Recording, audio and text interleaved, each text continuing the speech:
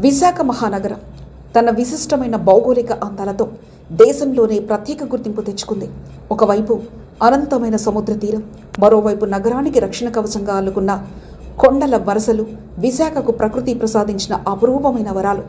ప్రస్తుత రోజుల్లో అభివృద్ధి, ఐటీ కంపెనీల ఏర్పాటు, పారిశ్రామికరణ, రియల్ ఎస్టేట్ వ్యాపార విస్తరణ పేరిట ఈ కొండల ఉనికి తీవ్ర ప్రమాదంలో పడింది. విశాఖను గ్లోబల్ సిటీగా తీర్చిదిద్దే క్రమంలో ఇక్కడి గోడలను నిర్దాక్షిణ్యంగా గుండు కొడుతున్నారు. పచ్చటి అడవులతో అలరారే గిరశిఖరాలను భారీ యంత్రాలతో సమాంతరంగా మార్చిస్తున్నారు. పర్యావరణ పరిరక్షణ నిబంధనలు బేఖాతరు చేస్తూ సాగుతున్న ఈ కొండల తవ్వకాలు, మైనింగ్ ప్రక్రియ విశాఖ భవిష్యత్తును అంధకారంలోకి నెడుతున్నాయి. నగరంలో మారుతున్న భౌగోళిక పరిస్థితులకు, రాబోయే పర్యావరణ ముప్పుకు అద్దం పడుతున్నాయి. నగర పరిధిలోని పలు కీలక ప్రాంతాల్లో కొండల విధ్వంసం ఊహించని స్థాయిలో సాగుతుంది. ఆనందపురం, అడవివరం,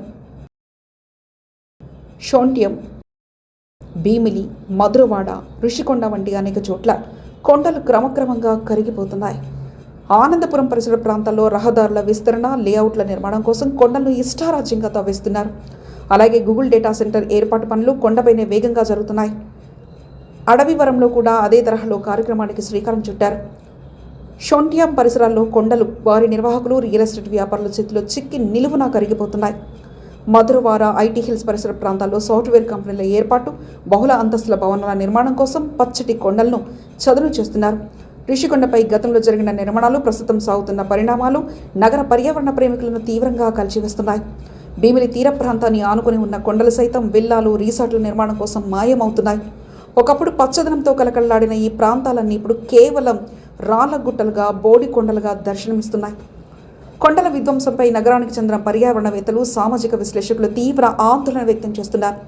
విశాఖపట్నానికి కొండలు కేవలం అందాన్ని ఇచ్చేవి మాత్రమే కావని, ఇవి నగరానికి సహజ రక్షణ కవచాలుగా పనిచేస్తాయని, బంగాళాఖాతంలో తరచూ సంభవించే తుఫాన్లు, తీవ్రమైన గాలుల తీవ్రతను తగ్గించడంలో ఈ కొండల పాత్ర ఎంతో కీలకమైంది.